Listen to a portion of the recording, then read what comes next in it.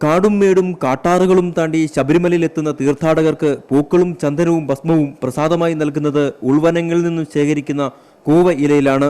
ശ്രീകോവിലിൽ നിന്നും കൂവ ഇലയിലുള്ള പ്രസാദവും വാങ്ങി നെഞ്ചോട് ചേർത്ത് മലയിറങ്ങുമ്പോൾ ഓരോ ഭക്തനും ദർശന സായുജ്യം നേടുന്നു.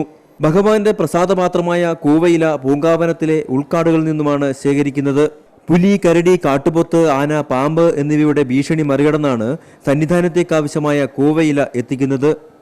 ஐயப்பனுடைய பிரசாதத்துக்காக இந்த ராக்கலையை பூங்காவனத்துக்கு அங்கிட்டு உள்காட்டிலிருந்து கொண்டு வந்து எடுத்துகிட்டு வரோம். யானைகள், மிருகங்கள், பாம்புகள், பன்னிகள், ஏகப்பட்ட மிருகங்கள் இருக்குது. அதையும் தாண்டி நாங்கள் ஐயப்பனுக்காக கொண்டு வரோம்.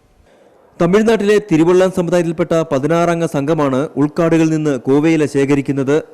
4 പേരടങ്ങുന്ന സംഘങ്ങളായി തിരിഞ്ഞ് പുൽമേട്, ചൽമേട്, പനന്തോപ്പ്, കുന്നാർ, മാളികപ്പുറം കൊക്ക എന്നിവിടങ്ങളിൽ നിന്നും ഇല ശേഖരിക്കും. സന്നിധാനത്തു നിന്നും ക്യാമറമാൻ രാജേഷ് താവലോടിനൊപ്പം പങ്കജാക്ഷൻ.